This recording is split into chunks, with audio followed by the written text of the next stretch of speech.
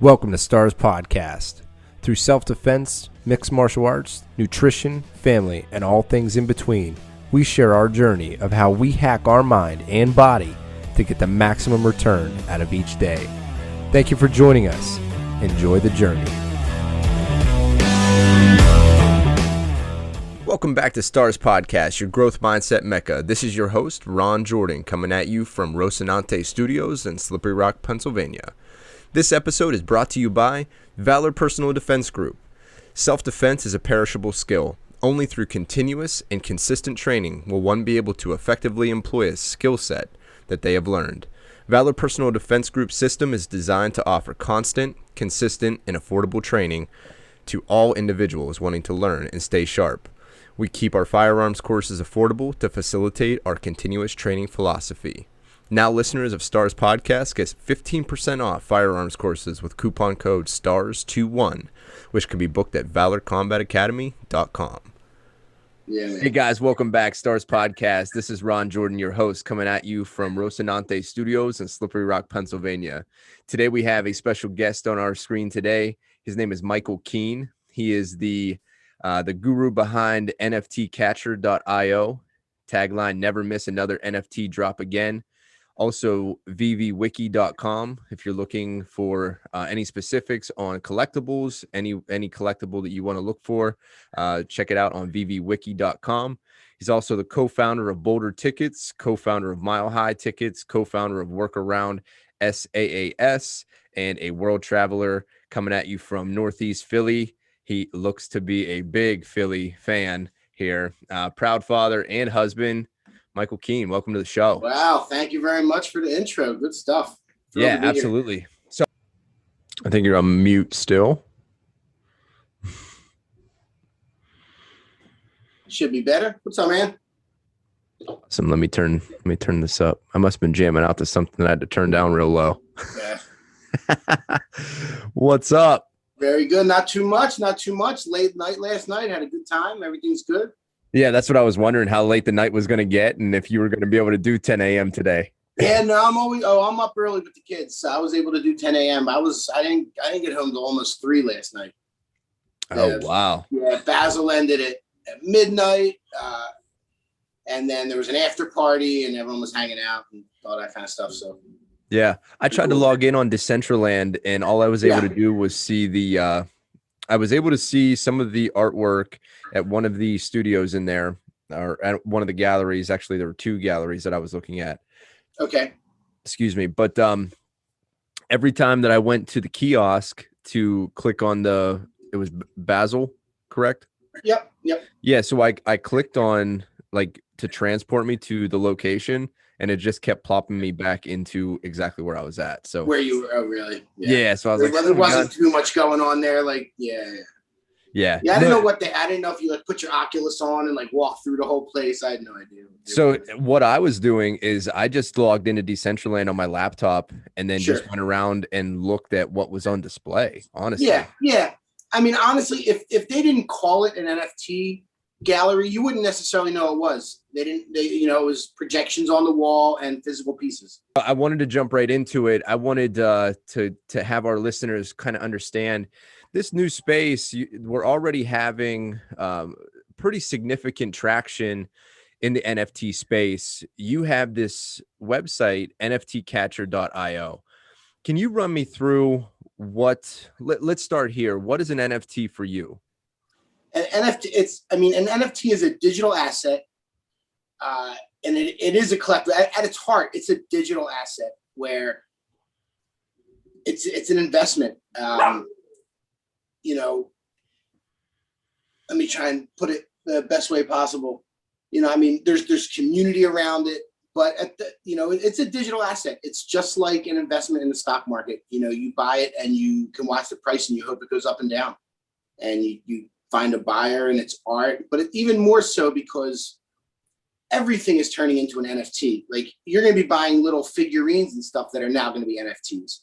So it's stuff that you want to collect. Now it's on the blockchain. NFTs for artists now mean they get royalties in the future, which, it's a huge important thing with respect to those. Yeah, and that's one of the things that I was really intrigued about, and also the transparency of the actual transactions that are happening. Yeah. Um, to me, so when we look at the NFT projects, and we're going to get into the website here that you have, Okay. nftcatcher.io, but the transparency of the transactions that are occurring, and you see the artists' wallets. I mean, you can see their Yeah. wallet, Yeah. and you can see where their art pieces are going. You can see, if you wanted to get in on Marshmallow's drop, you can see exactly who dropped or who bought from there, and you can see his wallet. So like, You can see the ones he gave away. but Yeah, if you're for talking sure. about it from an investment perspective, and Yep. you start looking at who he's gifting NFTs to, and Yep. you can start to draw these conclusions about who's in that circle. Who are Yeah. those influencers in that circle? And then you can almost, from an investor standpoint, get an inside track on what's happening because of how transparent it really is. Yeah. Rolling back to transparency just a little bit. When I first got into NFTs was in January, and Top Shot was my first foray. Like a lot of people, I didn't come in from the art side. I came in kind of from the sports side, and I was blown away by the transparency. And I spent the last 17 years as a ticket broker. Ticketmaster doesn't tell you anything. StubHub doesn't tell you anything.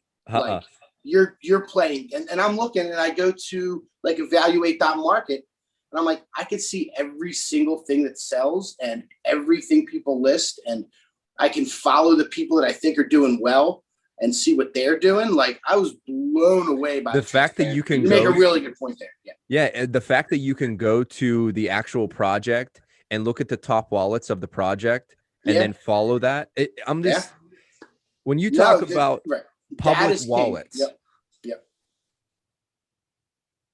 Yeah, I was like, at first I was almost embarrassed. Like, oh man, I got to be making good moves on here. Like everyone's gonna be watching my stuff. Like, don't buy any junk.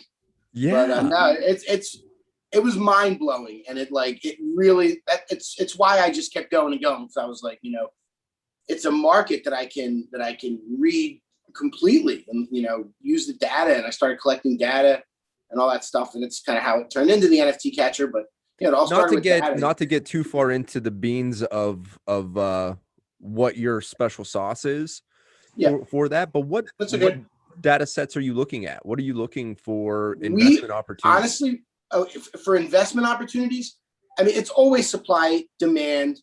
The demand is usually kind of easy to predict. Supply, that's what's so great about NFTs. Like you could kind of see both sides of it.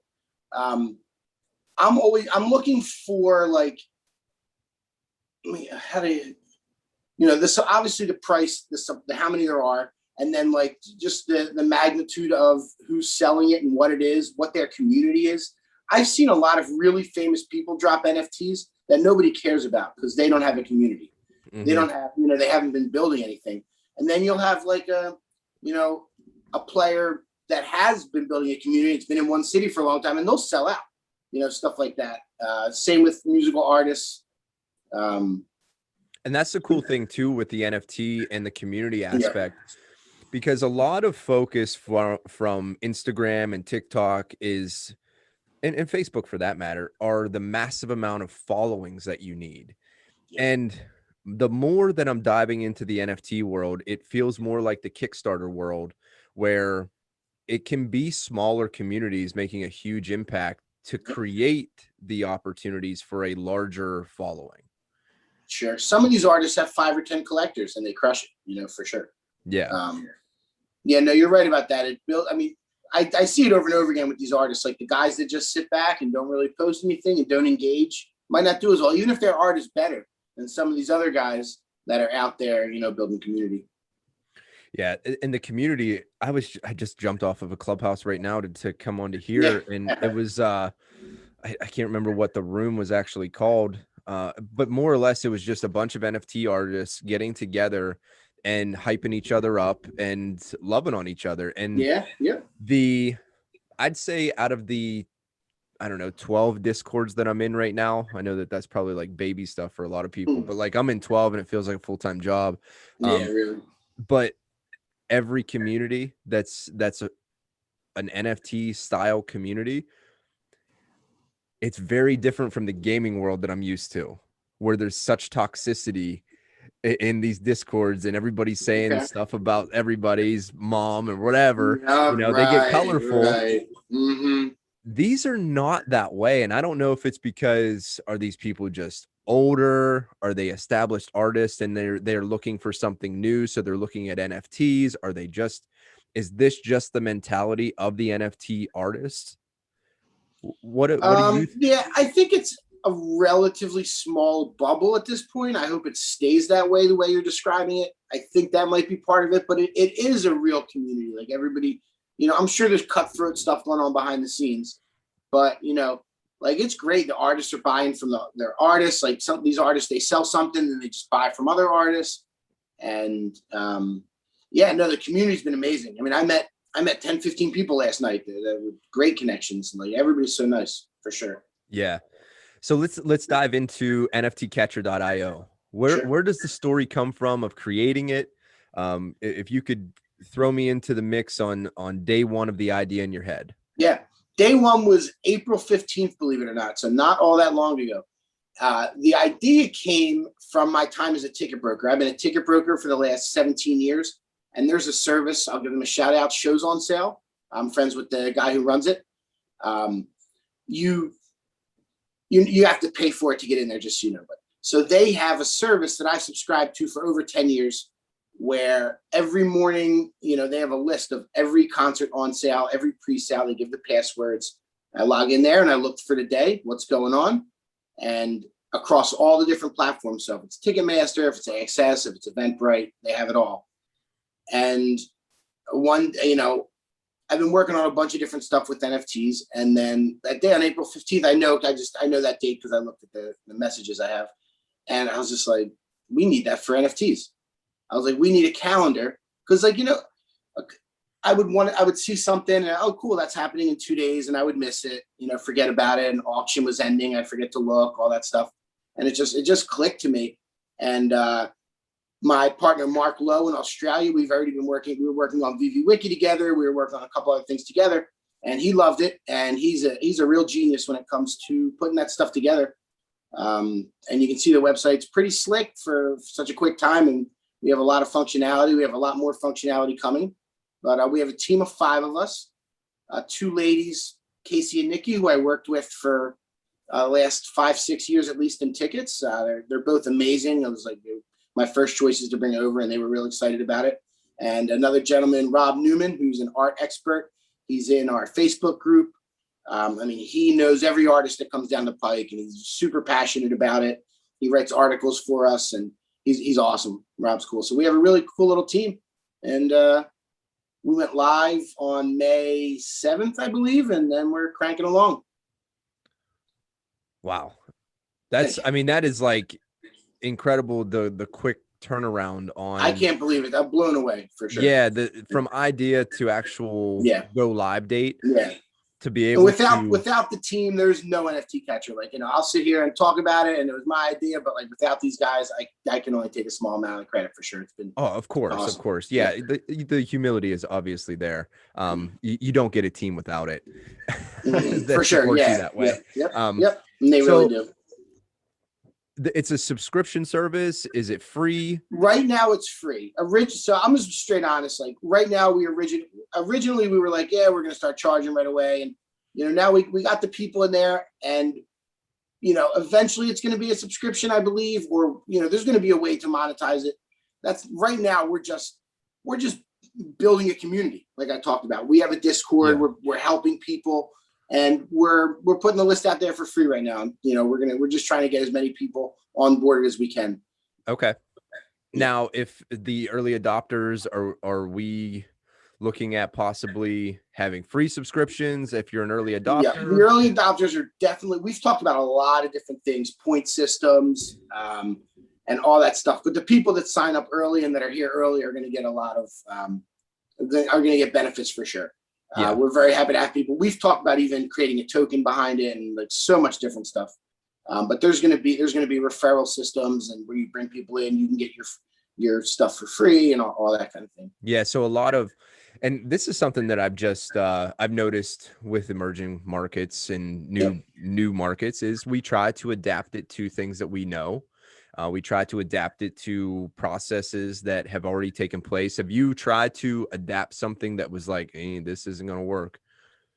I've had a million NFT ideas, because it's like the Wild West. There's, everything's popping up now. The whole infrastructure needs to be built around this space. I'm trying to think of one. I mean, I have wild ideas all the time. I just throw them, see what sticks. Like I might have had 50 of them. So let me put it to you this way.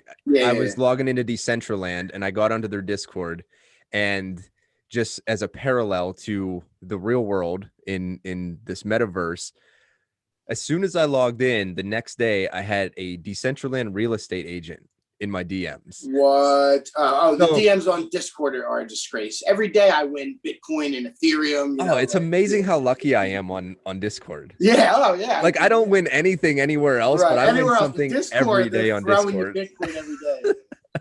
Dude, 100%. I agree with that. But yeah, so like these parallel universes that are, I think that's not a big reason, but a reason why it's easier to digest some of the NFT world for me is a lot of it just parallels what we see in the day-to-day. Like if you want to say that the utility behind, let's just take, for instance, VeeFriends. The utility behind it is a ticket to go to a conference. Yep. Now you say, okay, well, that's all well and good. Who cares?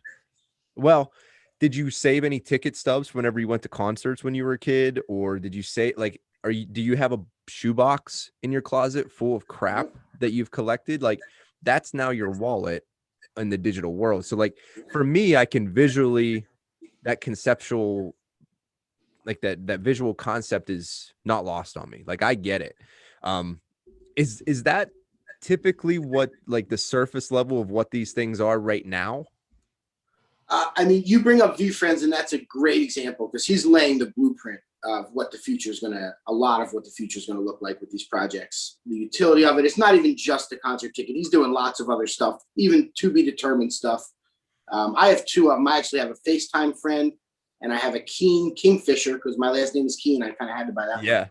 And I don't know if you've looked at the floor on all these recently, but the floor on the 0.5 cores is now 2.5. Yeah. 2.5 feet. So it's like, I saw that.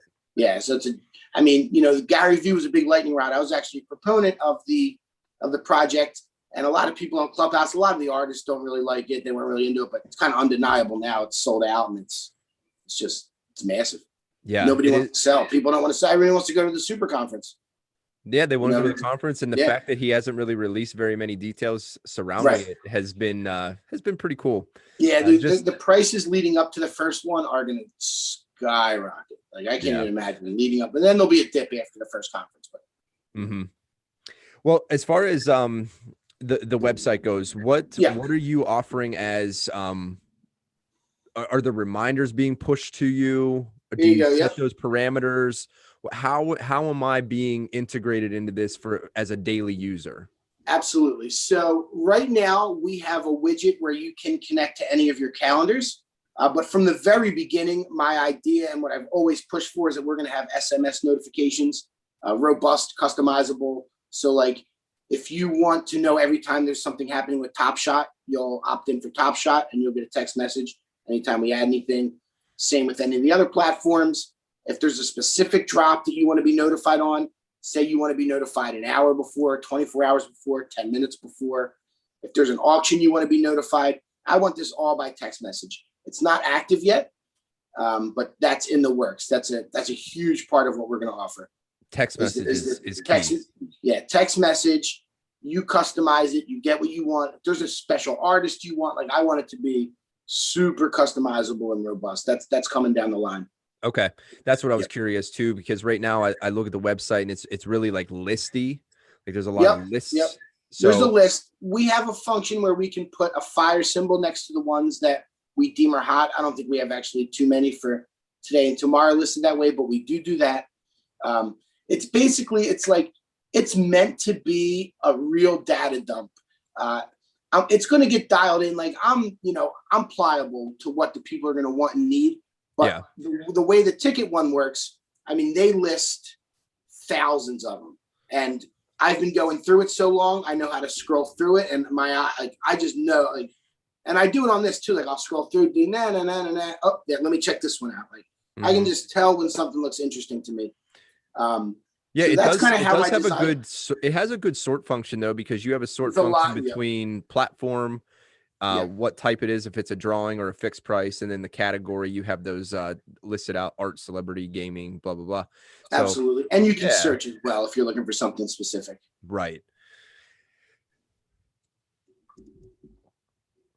Like there's I don't know if you're a football/soccer fan. There's a Roberto Carlos one going today. It's kind of interesting to me on Sports Icon. It's a brand new website.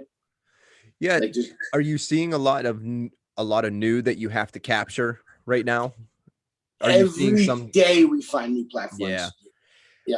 How do you find them? Just through the Discords or through Twitter searches? Discord searching, Twitter, Google. We're just trying to stay on top of it. Eventually, we're going to automate as much as we can. I've already talked to a few people about getting the APIs and all that. But right now, we're manual. We're grinding every day. We're just keeping it up. And the platform, like there's a platforms tab that you see there at the top.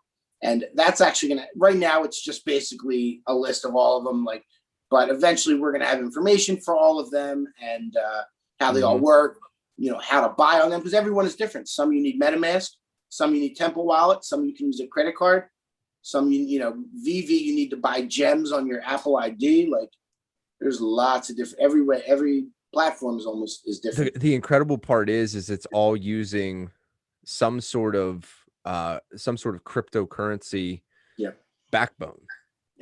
With the distributed network. Are you an early adopter in the crypto world also, or no? Not so much, to be honest with you. I'm learning about all of the cryptos. Like I had a few investments, in that world, but I was never. I didn't really understand the different blockchains and all that stuff until January when I started getting into NFTs and started meeting everybody. And I got into VeVe pretty early, the VeVe collectibles, and then got into their Omi coin. So like, can you expand on that? I don't know what that is. Yeah, VeVe, it's an app, and it is 3D digital augmented reality collectibles. The really cool thing about them is the IPs that they have the licenses for, the Batman, all the Marvel stuff. Marvel's it's coming soon, but they have Batman, Ghostbusters, Back to the Future, all different kinds of really cool stuff. So like the Back to the Future DeLorean they did, like you can go inside of it and like look at the flux capacitor, all the Batmans, Harley Quinns, lots of really neat stuff like that. So that's the VeveWiki. Gotcha. Yep, that's what that is. Yep. So basically, the way that worked out is in early March on a whim. So we got into VeVe. One of my buddies, a huge comic book fan. Like I thought, I'm a ticket broker. I'm the kind of guy that, like Top Shot. I was there to, I love basketball, but I'm there to make money. And the same thing with VeVe. But I have some friends that are big comic book guys.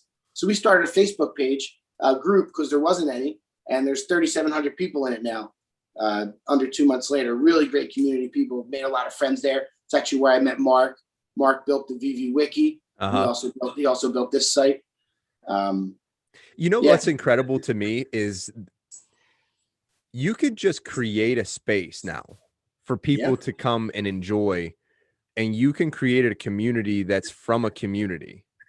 And it's not like you're sniping or anything. It's right. very they much want that. They want that. Yeah, and it's like becoming a brand ambassador. Yeah, right, exactly. And I think that's been a trend for, I don't know, probably the last 4 or 5 years because of the influencer aspect on YouTube and then on social media platforms, and becoming that brand ambassador. People are comfortable with it now. Companies are comfortable with it. They see the value in having those communities and not having, because I remember like a lot of times that companies would go after people for some sort of likeness about their product, and now it's almost like companies are encouraging it, selling the IP to some stuff, like the Bored Ape Yacht Club, like selling the IP to it. I And wore the a T-shirt owners, last night with my Bored Ape and NFT catcher all over it, and it was yeah, the talking point. That's how I talked to everybody. They were like, "Oh, cool shirt. What's going on?" Yeah, it is wearable yeah, digital marketing. yeah, Like, even though it's physical, it's just like wearing a Nike shirt or whatever. yeah. It's like, I don't know. Yeah, part of a tribe or whatever, for sure. Yeah, it's like yeah. Yeah, Everybody wants to be part of something.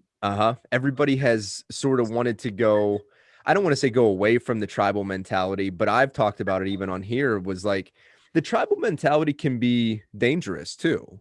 Because we went through the last, I don't know, 4 or 5 years that the tribal nature of our being was like, it was a little bit dangerous. And now we're congratulating tribalism, Yeah, you know, yeah, yeah, yeah. and it's like, okay, if it works, it works. But what I've noticed just recently in these communities, and like you said, it may be a bubble. I don't know. I don't know if it's a bubble or not. Right. I hope that it does stay this type of mentality, being community, helping each other out. Like, I just heard a bunch of giveaways, and because they were given something, so they paid it forward. Like, that's the type of mentality that I'm seeing over and over again in the Yeah, totally. NFT space. Totally. Yeah, and I don't know if that's When I going say to bubble, continue. there's two different types of bubbles. When I was referring to a bubble, just to be clear, I meant like we're inside of like a bubble of people that Ah, are all like kind of talking about the same thing and all like before it's mass adopted, rather than a bubble that's about to burst.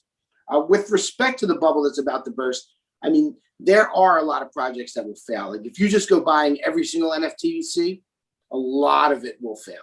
You need to buy, like when you talked about utility, I think that is absolutely the future. I think everything you look to buy should have some kind of utility for the most part. yeah.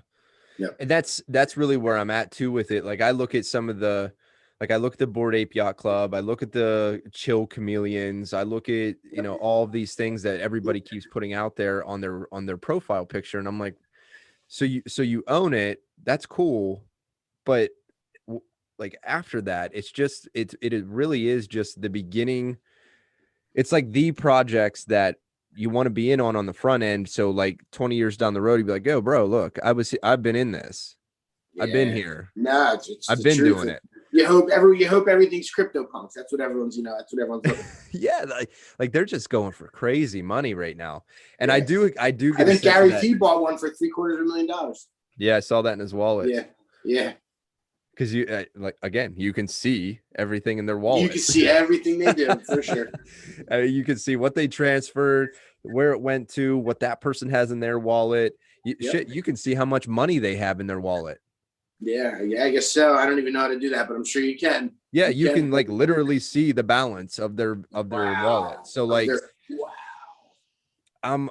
I'm baffled by Yeah. the transparency. If you tried to get that type of transparency in the stock market, they'd shut you down. Yeah. Yeah, of course.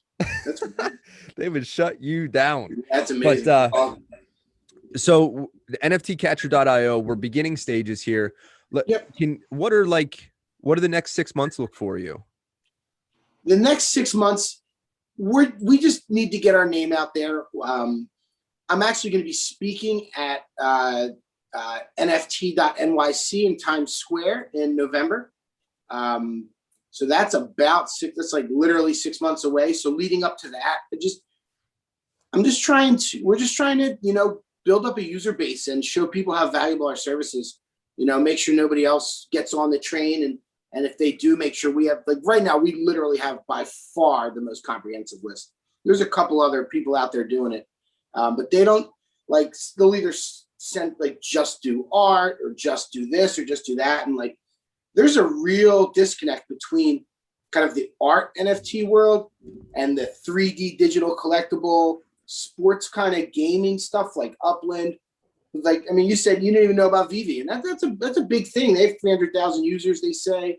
They have collectibles. They sold one for $27,000, a little character from Adventure Time or something. Like there are. I mean, it's some of the Batmans routinely sell for $2,000 to $5,000. Little digital things, So there's definitely a disconnect there. We bridge that. We're bringing people from both sides kind of together, showing people about art. We teach people about like the $1 raffles on Nifty Gateway and all the different, whenever there's a good deal out there, we put it in our Discord and we try and, as a group, get as many as we can. I see so much value in your proposal now, because I've been a part of trying to search for shit, and it's like now you can spend all day trying what's going like, and then someone will be like the next day, like, oh, did you see the M&M went off yesterday? No, I had no idea. Yeah, I had no idea. I was too busy searching through that happens all the time. Chill chameleons. Did you do the bonsais the other day? No, yeah, we were all on that, the whole crew, and we got a whole bunch of them. Yeah, I need to get more dialed in dailies. Like it's the whole reason why I like listening to 731. There is there will be new things don't worry if you miss out. I mean, if there's a project that you want to buy on the secondary market as it's going up, like by all means, but just know that next week there's going to be a new project, and the week after there's going to be two more. You know what I mean? They're going to keep coming. So like, of course, and that's why I'm more interested in who's involved in the project and the utility behind it, as opposed to just the artwork. Because I could find 6 million pieces of artwork that I'm just in love with. 100%. It's there's nothing special about the Bored Apes artwork. Like, they're cool and all, but it's the club, and it's what's going to happen is what has people buying into it.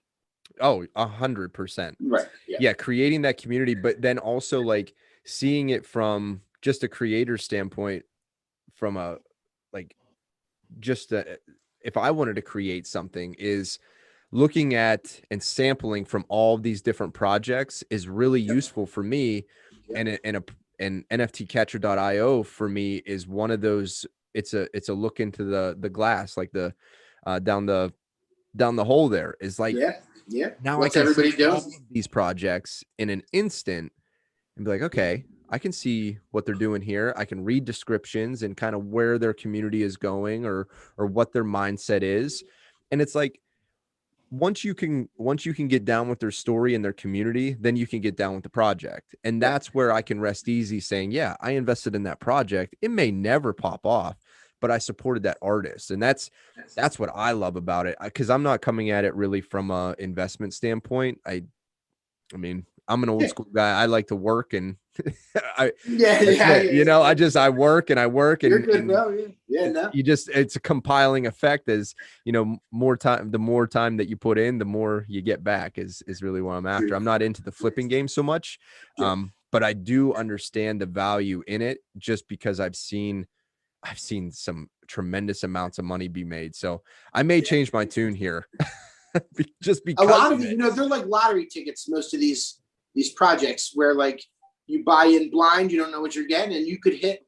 I have a friend of mine who bought one of those Voxo Duos, half an ETH, and sold it for 8 ETH because he had like a real special one. 8 ETH. He got an offer for it. He didn't even put it out there for sale, and he's asking me if he should take it. And I'm just like, it's like, why would you? Yeah, I mean, and those aren't even like, I don't know if anyone's listening that's from there or a big fan of those. I don't know. I bought one. I actually sold it for cost. I didn't really like it. I don't know. It doesn't look that great. Like, it was all hyped up. I just didn't think. I don't know. I don't know about that project. They messed up with their Omega drop. They didn't put the main one in. And they had to like randomize it, and some whale got it. It's kind of it wasn't my favorite project. What project? What do you look for in a project from? Like, are you into it for trading purposes? Or are you just doing the NFT catcher situation? Or no, I do both. I buy and sell for sure. Okay.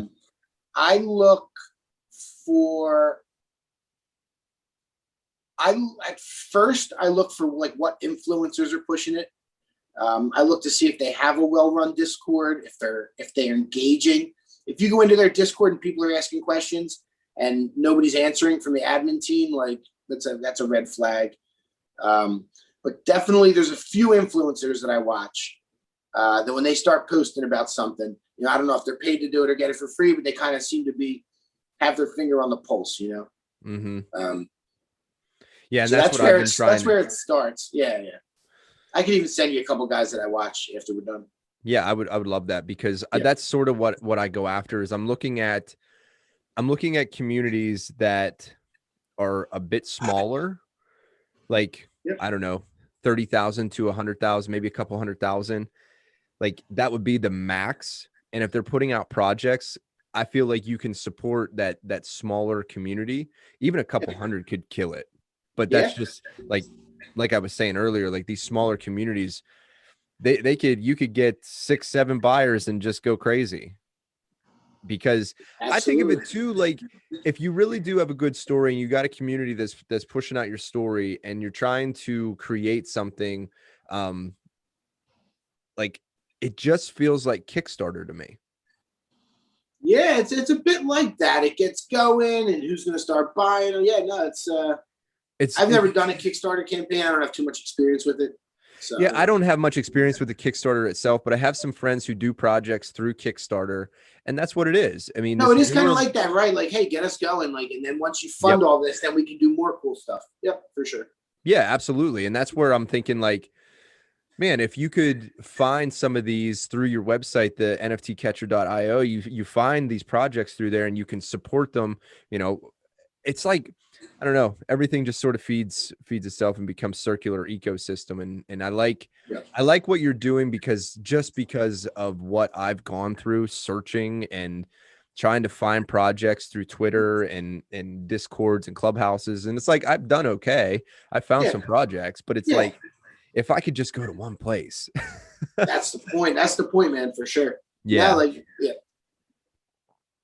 And we try and keep it as updated as possible. We also let people, if somebody's doing a specific platform and we don't have it on there, like we'll add it, totally. We want to do every kind of NFT. Eventually there's going to be different kinds of NFTs that we're not even picturing right now. I don't know about drops necessarily, but mortgages and wills are all going to be written on the blockchain, all kinds of stuff like that. And we're ready to adapt with how the NFT space adapts. That's really cool. And we just want everything NFT. Like we've put even like coin offerings on there. Like if the team asks me, hey, should we put it? Yeah, let's put it. Let the people decide. You know what I mean? Market. Yeah. Let the market decide. And exactly. That's what the ticket, like I said, like, I was like, when they kept asking, should we do these little ones? Like, yeah, we're going to do everything that we can find. Obviously OpenSea probably has 1,000 drops a day. You can't, and most of them are unannounced. Like on OpenSea, if I was an artist, I would never just drop unannounced and then just like, okay, hopefully people buy it. Like you should, you plan it correct going into it and drop it at a certain time and set yourself up a little clubhouse room or whatever, Twitter space. Yeah. That's what I'm thinking about too with the project that I want to release is where I want to release it at, how I want to do it. Because I have an account on OpenSea right now, but like you said, like I'm not sure if I want to do it there. It just seems like there's a lot of, I don't know, like OpenSea's it feels fine. It's just like not it doesn't look like Rarible, it doesn't look like Wax, like it doesn't have like that like punky vibe to it. Yeah, it's too clean. And the gas, depending on what type of project, the gas is a bit of an issue. Always an issue.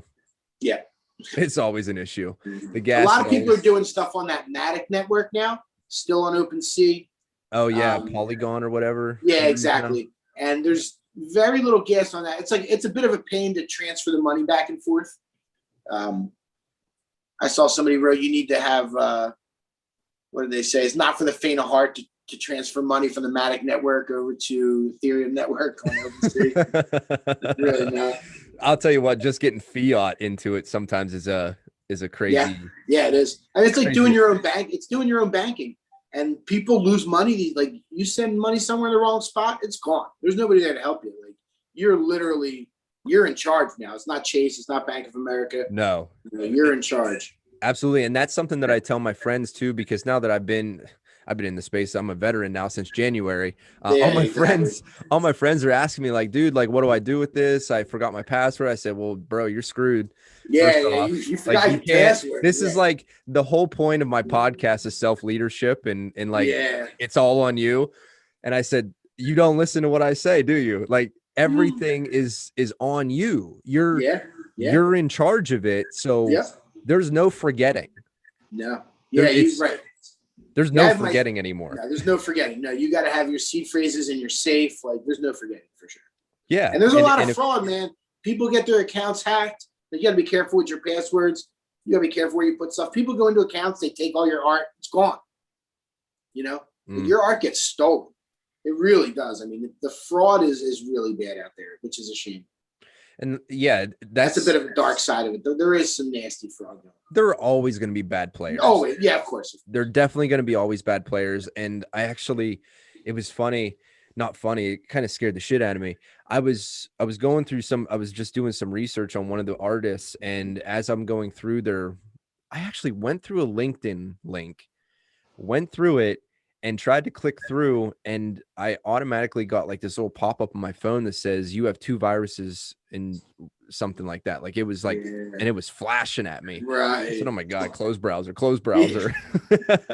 But yeah, I mean, some of these places you can get into a little bit dark webby feel to it. And yeah, for sure. But most of this world, and I don't want to cast like this dark light on it, most of this community has been really pleasure. As in every right. Most for sure.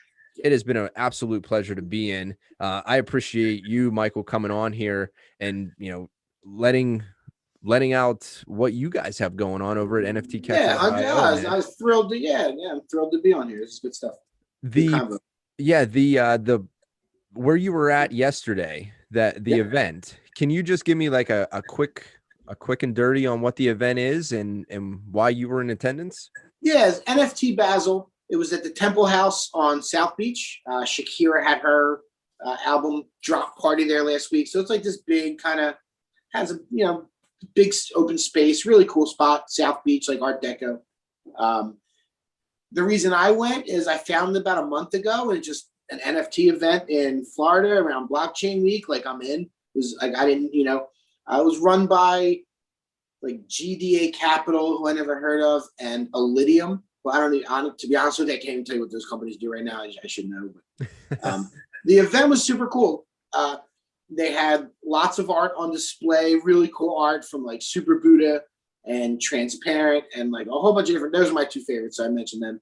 I actually spoke to Super Buddha for a while, and it was pretty funny. I was like, "So are you an artist?" He was dressed all crazy. I knew he was. You could tell the artist at the place. And he was like, "Yeah, I paint." He was like, "I paint." Like I should have known. Do you see what I'm wearing, sir? Yeah, exactly. He had like this Japanese hat on, and so did his boys, like the guys that were with him. It was a whole thing. Yeah, you could tell. Like one dude was an artist, and he had like a scarf on. You could tell the artist by the scarves. Absolutely. So were there speakers? Was it just art? There was. Is that really what it was about? Was just display? Art. Yeah, it was. There was a DJ and it was just art on display, and they were all up for auction. So like throughout the night, they were doing different auctions. There was actually a real special one there, which was Floyd Mayweather's gloves. And on June 4th, whoever won that, he's going to meet them and sign the gloves for them. So it's kind of cool. But so yeah, it was just a party with lots of art. What's that? That had some utility behind it then. Yeah, exactly. That's the utility, right? You get people spend whatever it is, $250,000 now. I didn't even see what they went for, but yep. You know, I'm sure they went for 6 figures. I think that's going to be the ticket right there for the adoption. I'm telling all my friends, I said, hey parents, you better get your MetaMask ready because your kids are going to be asking for stuff. Yeah. I'm telling all the teenagers, learn how to code Solidity, learn how to write smart contracts. That's the future. Learn it. I told a bunch of people that I should learn it myself. I'm 41 years old. I don't know if I should get into all that right now. We're still babies. We're still babies. We got so much time to live.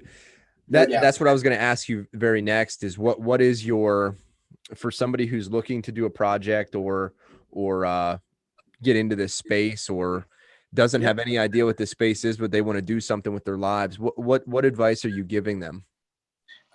There's lots of different projects. When you say projects, you know, you could do one of these giant, you know, 10,000, 5,000, 2,000, 1,000, 100, 50, 10, like this stuff. Or you can just like make your art. If your art's photography, if your art is whatever it is, painting or throwing, you know, slop on a wall, like, and then you can decide at that point, like you can, you know, there's places to mint like Hickenuk that it's pretty much free to mint. And there's a lot of artists on there. and you kind of get started. What I 100% would suggest, and I always do suggest, is, like I said a little bit earlier, is building a community, engaging with people. And second is that utility. When people are doing 3D models, like 3D digital things, I always say you have to send a physical copy to these people, and you might as well sign it. Like if you're selling a 2D piece of art, like absolutely print it out, sign it, number it, and send it to the people that bought it. Like more people will buy it if they're getting that. And how hard is that to do? It's, it just seems obvious to me. I think that's one of my number one advice is, like, do something cool about it. Don't just throw a piece of art on the internet and expect people to start buying it. Some of the most beautiful art just sits there for $20 because there's nothing going on behind it. Yeah, absolutely. And that's the thing too, that I get into some of these Discord rooms and it's like everything's so dead. Yeah. I'm like, come on, where's the fun? That's sure. Some of it. The utility and the community right there. Yeah, it's gigantic. Utility and community, it's the future. And that's the Gary Vee blueprint. He started a Discord, there's 150,000 people in there in a week. He got 50,000 people signed up for MetaMask and put ETH in there that never did before. That's huge for NFTs. And that's the community part of it, and the utility. I mean, he's writing the blueprint for that too. But a lot of these ones are. The Bored Apes have great utility. Even the Bonsais are trying to do it. Like everyone's trying to do that now because they see. Let me ask you too. You were talking about coding on Solidity and smart contracts. Can you dive into that real quick? I just know every time that I talk to somebody about a project and they're doing a project and what it takes to do a project, that always comes up. I can't say I'm an expert on. No, you don't have to be an expert, but what is it? It just seems like it's the way, I guess it's the language that smart contracts are written in. Okay.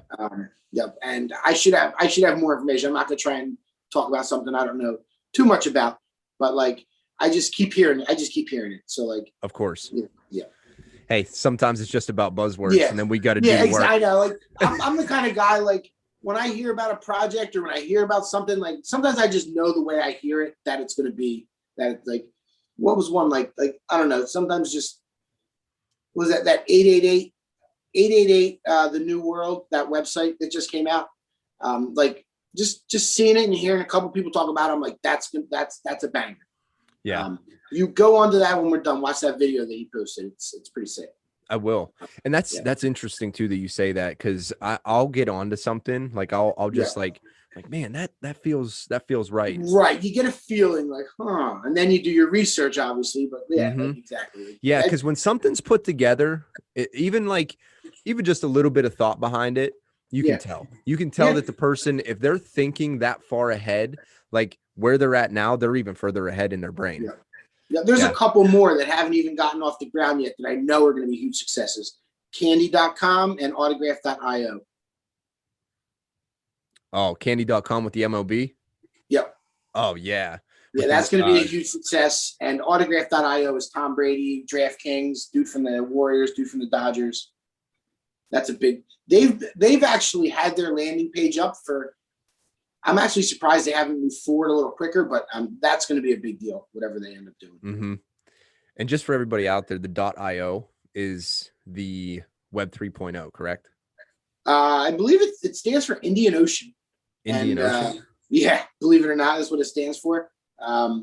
We used it for ours just because all the tech people are using it. I don't know if it's necessarily the only way to do Web 3.0, but I think a lot of the tech is .io for whatever reason. Gotcha. Yep. All right. Well, let's hope this isn't the last time, Mike. Well, I appreciate you coming on today. Oh, man, I have like 17 days worth of homework now. Well, reach out to me for any of the questions about the stuff you start looking at. We'll 100%. Help you.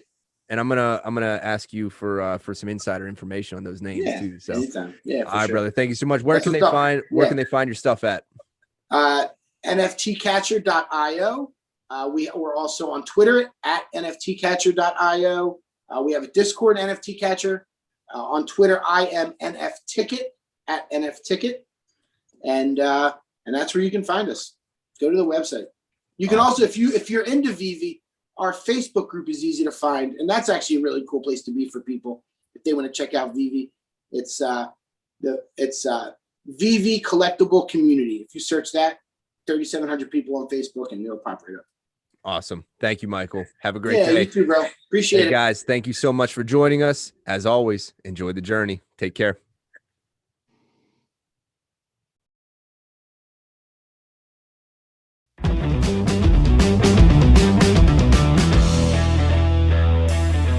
So the journey has begun.